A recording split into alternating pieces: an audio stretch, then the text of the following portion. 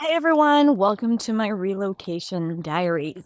Today we have a special episode that is audio only, and you can hear that the quality is not the same as always. And that is because I'm walking right now and I'm not sitting at my studio recording this with a good studio microphone.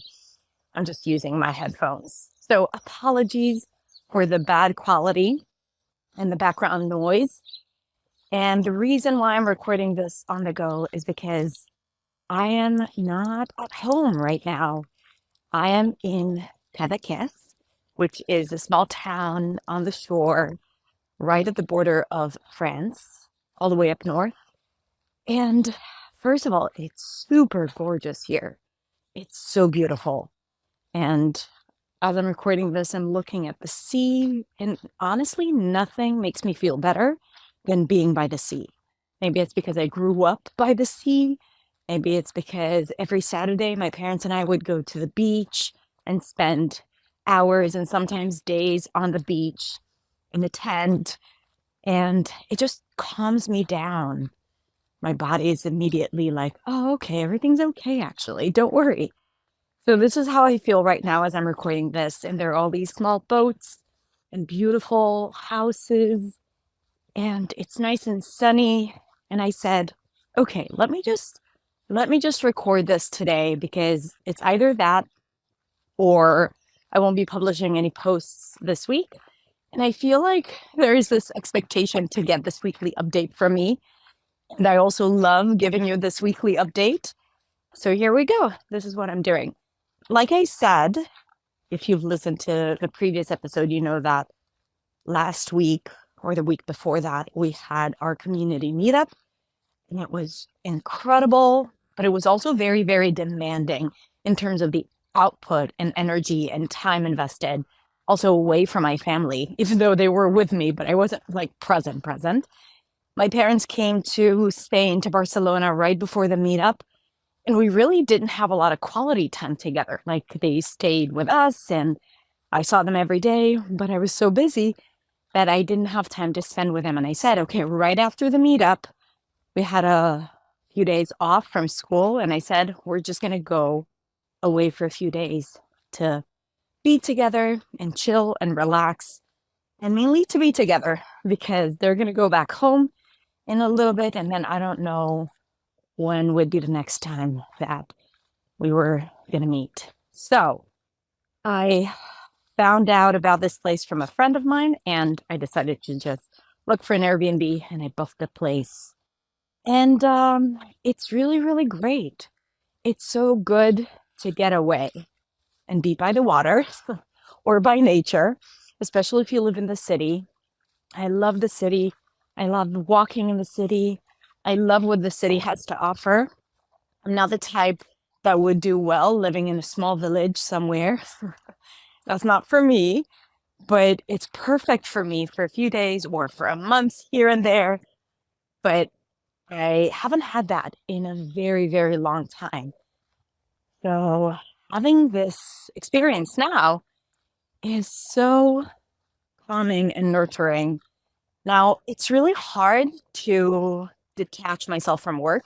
So I'm still working a little bit, also because there are a lot of big things that are happening in the company, as always. Like, we need to make some big decisions about our programs and some improvements that are coming up, and we have a deadline to finish it by the end of June. So obviously, the meetup has taken up so much of our energy, and now it feels like we need to catch up and make all these decisions really quickly. So I'm not completely disconnected, but I love it that I get to do some creative work and some thinking outside of my regular space. And again, like, it's something that I used to do, and every time I needed to create something in the past, I would just travel somewhere or take some time off and work on it separately, because I really do believe that doing creative work requires you to not be in your regular usual space. And so I feel like that's partially what I'm doing now, and I get to spend a lot of time with my family, like really precious time. Today is really sunny, but yesterday it was raining. And when you're on vacation, on the beach and it starts raining, it's pretty upsetting, but I was actually really happy with it because there was no FOMO. Like being at home was just fine. Spending the afternoon with my daughters, taking a nap, a siesta was just okay because it was raining. There was nothing else to do. There was no one outside, like no one. So it's like permission to rest, permission to not do anything big. So I took a nap and I read a little bit, which is also something that I don't usually do. Oh my God, I'm walking and I'm looking at this gorgeous caterpillar just chilling here in the sun, and it's so pretty. I wish I could show that to you. It was like a distraction from the story. So anyway, back to yesterday. We just rested. I read. We played charades. We sang Eurovision songs. That's the new thing. My daughters, now that we have moved to Europe, they're obsessed with the Eurovision. I don't know why, but they know all songs. So yeah, it was really nice, and we had a nice dinner at this tasty Italian place, so things are good. But what is my point apart from telling you how great everything is? First of all, it's great now, but also it's, such a big reminder that I cannot wait for a holiday or a vacation that happens once every 6 months to take some time for myself or to be around nature. Like I have to incorporate that more and more into my daily life. And I don't know how to do that yet. We don't have a lot of nature around us and we don't have a car. Now we rented a car, but we don't own a car because we technically don't need it. But now I feel like, oh, I should get a car so that we have the freedom to get out of the city without planning, right? Like just on the weekend, get in the car, go look at some butterflies and come back. So I need to simplify this process of enjoying nature and traveling and exploring where I'm in, the country where I'm in, right? Not just the city, not just my street. So I feel like this is my big takeaway. Another takeaway, I feel like I'm hiking. There's like this really dodgy road that I'm walking in right by the water. And you can probably hear me breathing heavily. So yeah, it's hot and I'm hiking. So anyway, the second takeaway is that every time when things are really good and I'm happy and I have my people around me, my family, my daughters, my parents, and it feels good, there is this deep feeling or deep fear that it's going to go away. Something bad is going to happen. I don't know if it's like a survival mechanism or it's the human nature trying to keep you grounded and not be so joyful, which is something I don't agree with. Like I try to be grateful and joyful all the time. It's not always easy, but really like I recognize that. I was running yesterday morning and it was just so beautiful. And I was listening to Perfect Day by Lou Reed. And I was just like, this is a perfect day. And then what? What's going to happen next? So I feel like I'm always anticipating something to go wrong. Now, don't get me wrong, it has served me well in the past. So, for example, in my business, whenever we plan something or do something, whenever I think about all the things that could go wrong, I plan ahead of time how to solve them. And that has worked really well for me because sometimes things did go wrong and I was prepared for it, or I wasn't surprised, or it didn't throw me off completely. So I think it's a good mental strategy, but also on a personal level, it can create a lot of stress. And I think that recognizing and knowing that this is like my survival mechanism that is kicking in right now because things feel good and calm, I need to recognize it and not fall into the trap of just overthinking or worrying too much or experiencing all the bad things that could potentially happen in the future.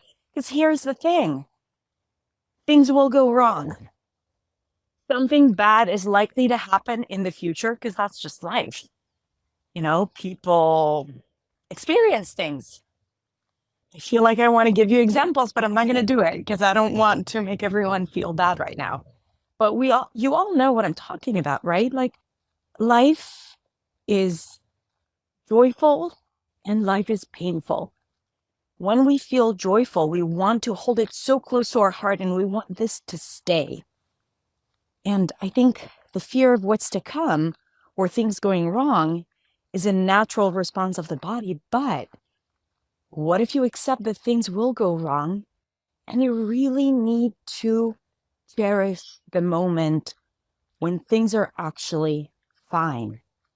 Not even great. Right now I feel great because I'm in nature and I'm with my family and everything's good and we have food and we have everything that we need. But even if it was just like normal life, getting the girls ready to school, doing work, but things are okay, nothing critical or bad is happening, and it's good, you know? And we forget to notice it when it's actually good, and we remember it only when things go wrong or something bad happens. And then we're like, oh, I wish I could just wake up in the morning and get the girls ready for school and work normally because life has turned upside down. But we're always like waiting for something joyful or something terrible to happen. And as I was running yesterday morning, I was like, Hadar, just be in the now. Just enjoy what you have. Be grateful.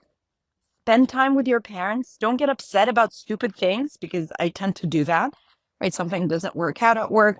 And then that kind of like colors my experience. And I go back to my family and I'm a little grumpy. Why? Right? Just let that be and enjoy what you have now.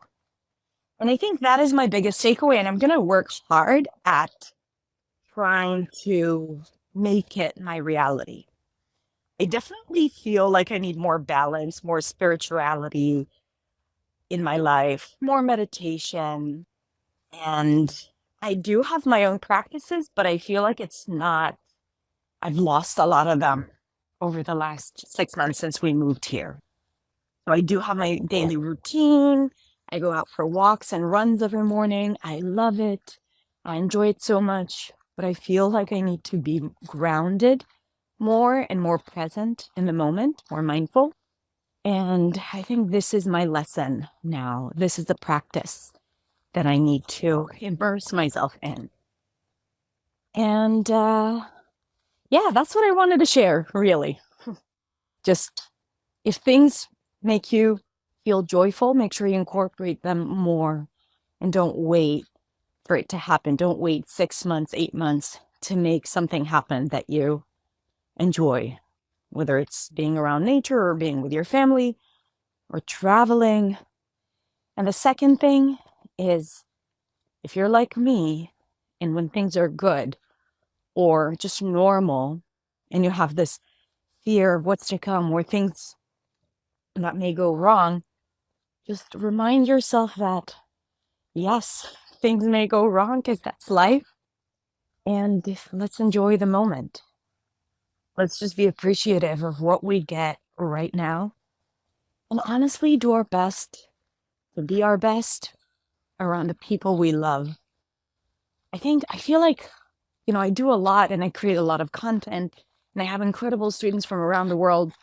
But my real legacy is to leave this world knowing that the time I spent with the people who are close to me was quality time, like real quality time. I was present. I was attentive. And I have to say that hasn't been the case for most of the time, for a lot of the time. And I can do better. So this is my takeaway. I feel like I'm just like speaking out. I'm journaling. You guys should try it. just like speak out your thoughts as you're walking. Now people look at me like I'm on the phone or they don't know what I'm talking about, but there's something fun about it. And honestly, I have no idea where I'm walking right now. So I hope I'm going to get to my Airbnb soon. All right, you guys, that's it for today. Thank you so much for listening to my weekly update. Have a beautiful rest of the day. And I'll talk to you next week.